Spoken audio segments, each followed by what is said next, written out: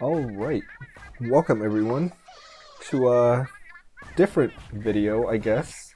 Um, so since the release of Splatoon 3, I did make a video with some friends talking about basically some of the things that we hope to see in Splatoon. However, that video it is very long, and I kind of wanted to just condense it to some of the things that I wanted to see. So without further ado, here are my top 5 hopes for Splatoon 3 from a mediocre X-Rank player.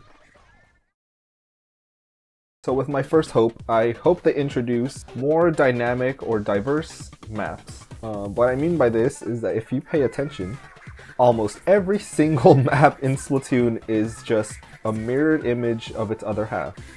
And I think they could play around with this a lot more. Not every map has to be mirrored, and that basically qualifies it as something new. Splatoon has a lot of maps, albeit, however, they all have no unique qualities for the most part. They all feel the same, just with different reskins and different settings that make them aesthetically different. For example, if we look at Starfish Main Stage and Muscle Forge Fitness, the Reef, they all look aesthetically different, which is nice. However, thematically, they just don't have anything different. They all have just different terrain, but they don't have anything that sets them apart. Instead, if we look at maps like, let's say, Anchovy Games, which has a theme with the fans that you can control whether they elevate or lower. Mahi Mahi Resort from the first game even had changing water levels. And even Wahoo World in the new game has a rotating center platform that makes it stand out from the rest of the from the rest of the maps in the game. So I think they need to introduce more maps like that have different features that can make the game feel different, just because every map is going to be unique and is going to have different features that players will have to adapt to and use to their advantage, or know that it can cause disadvantages. Another good example that I just thought of is Piranha Pit. The ramps on there can f you over so hard, and it just makes you more aware as a player as to where you're going and what you have to do. And it also changes up the strategy for your opponents, so it makes you keep a better eye out for them. So overall, I think it just makes the game a lot more, it just makes the game a lot more interesting. It makes the matches a lot more interesting, and definitely makes the maps more recognizable and memorable, in my opinion. So I think adding this would be a lot better. Additionally, if we are going to create maps, if they are going to, I say we like I'm working on this game. If the Splatoon devs are going to create better maps, I think they also need to work on making them feel more organic with the more drastic changes in maps. For example, if they're going to make a map on based on verticality, I think a good example of that was Flounder Heights, where the setting made sense for the verticality, how it was apartments. So of course there's going to be a lot of high rises on there. Meanwhile, if we look at a map like Starfish Main Stage, there's elevated platforms, but they don't really make sense with the setting. Like, it's a stage. Why is there a 20-foot high stand around the stage? Why would it? Point is, I think a lot of the maps need to make sense setting-wise, and I think that way they can make some very interesting maps. Maybe maps that have corridors this time, like actual enclosed corridors. I think adding different unique qualities to the maps they introduced in Splatoon 3 could make it a much better game, in my opinion. Moving on to number 2, I think one of the things that I really want to see is the introduction of more hybrid weapons, or weapons with unique abilities. And what I mean by hybrid weapons is weapons like the Flingza Roller, which take qualities from the regular Splat Roller as well as the Dynamo Roller with its vertical flick. Weapons like the Ballpoint Splatling that do the same thing. It has qualities of the Mini Splatling and the Hydro Splatling. These weapons just overall introduce a lot of variability with the weapons and gives players different options in playstyle. Like for example, I love using the Flingza Roller because I do appreciate the long flick from the Dynamo Roller, but also want a faster flick from the splat roller to get better kills, and it just makes the weapon have an interesting niche in the meta. So I think it definitely makes it a lot more interesting for the game when you introduce these weapons with different characteristics. Of course, they don't do the same things as well as their, I guess, vanilla counterparts, but they do provide a nice option for players to use. And what I mean by weapons with unique abilities, I think making more weapons like the Blobber, dualies even with their dodge rolling mechanic, or even, let's see, the Explosion was another weapon that had a very interesting concept, where it kind of combines two different, or it even creates new characteristics. The Blobber, like launching projectiles, is something that I don't think was done before. Same with the Explosion, how you launch one big projectile and causes splash damage. I think that was very interesting, and I would like to see them come back or create new weapons that have different play styles that set them aside from all the other weapons. I think they're doing that already, as we can see with the bow. I am pretty sure the bow will play somehow differently. They won't just make it a charger, because that'd be kind of, you know, a bit of a waste in my opinion. I think they'll definitely make it stand out.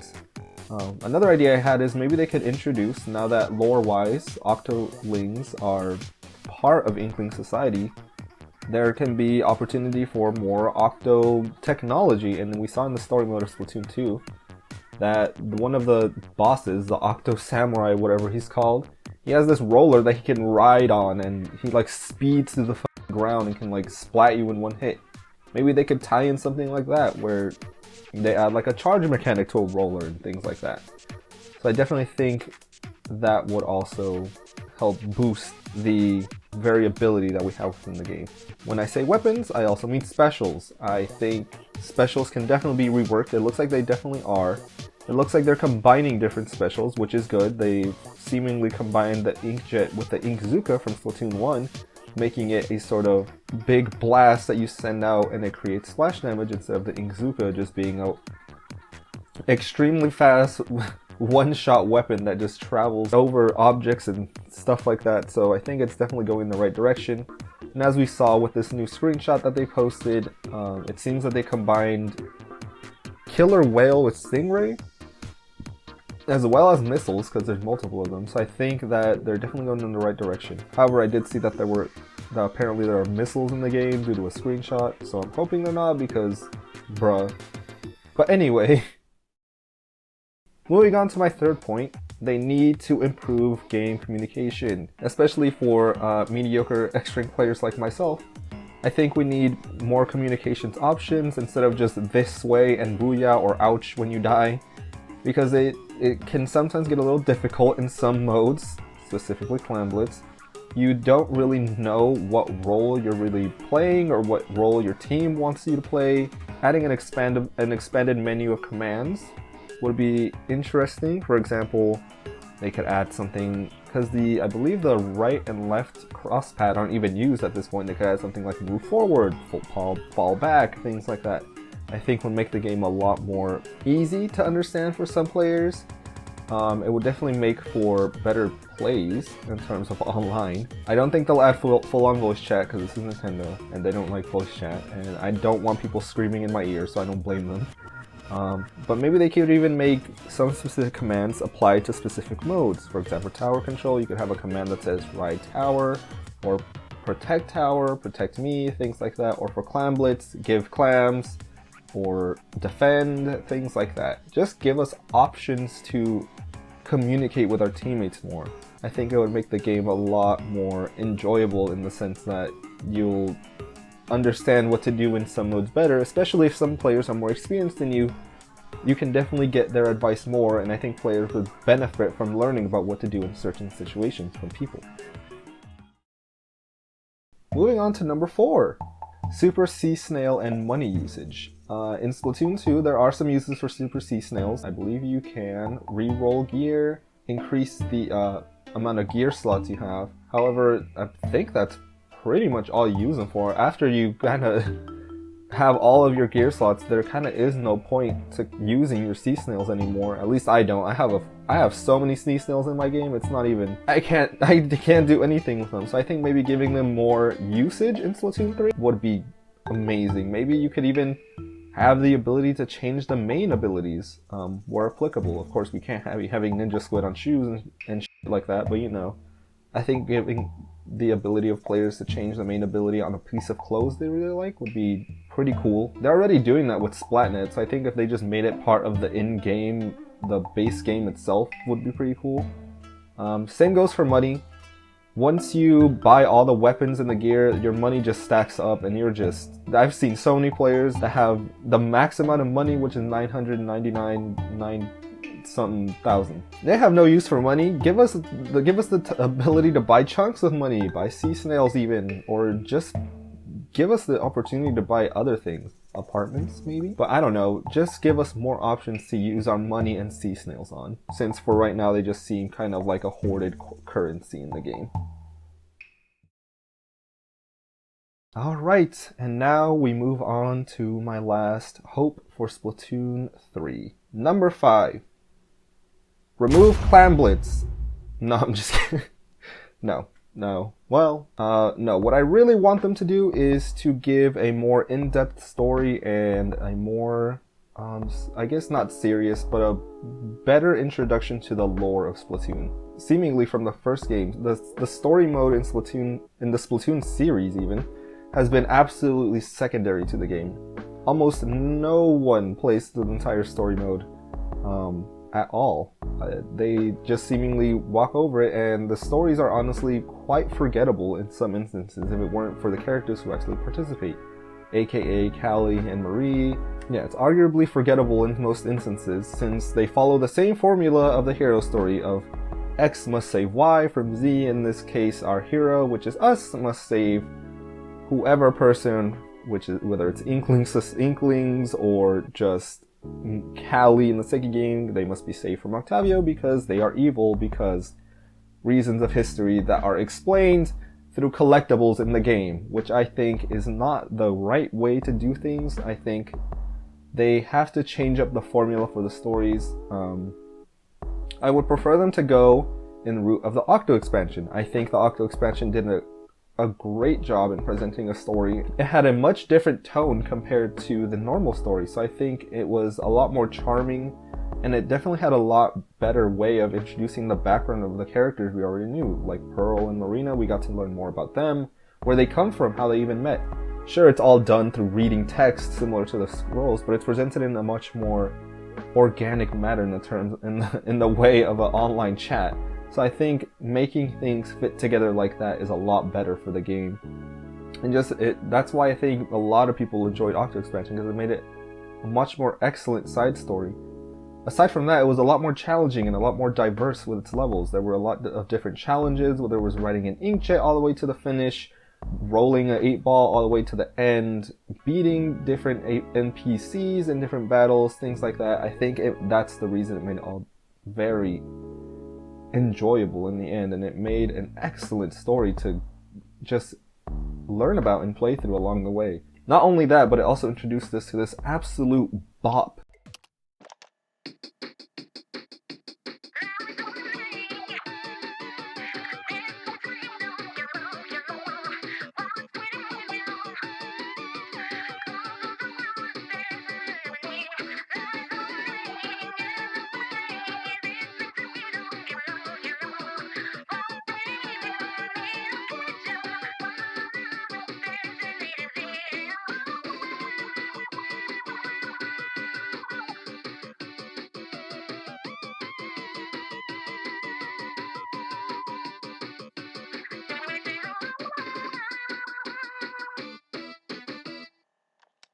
So yeah, these are all the things I would want in Splatoon 3. The story one, I think I am pretty much the most passionate about. Sure, I do want balancing in the game for specials and weapons. That's also extremely important, and I'm definitely not downplaying any of that. I do want this game to go a little bit more competitive.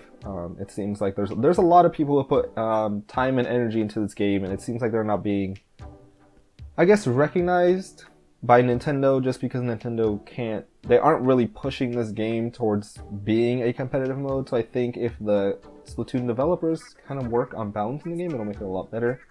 But I think definitely in the story and lore wise, I think that's one of the main reasons that at least I fell in love with this series. The way the developers of this game and the creators managed to create a whole society and make rules behind it and events and even make like a whole historical timeline almost is just so interesting to me, and I think that is one of the main reasons I keep going back to this game. I keep wanting to learn more about the characters and the world, and I think building upon that is an important part of this game, and how it feeds into even the battles that we have is interesting. So I think they should build on that, and I think it's important that they build on that for other people who are interested. So yeah, those are my top 5. Some honorable mentions. Give us the ability to join our friends online, especially for Turf War. Just give us the ability to make a room and then get randoms to join. There shouldn't be a reason why we have to waitlist 15 minutes to join our friends in a match if there's more than 2 of us. Like, for f***'s sake, it's 2022. Just give us the power to join. Another honorable mention is main power-up. Either rework it or just take it out of the game entirely.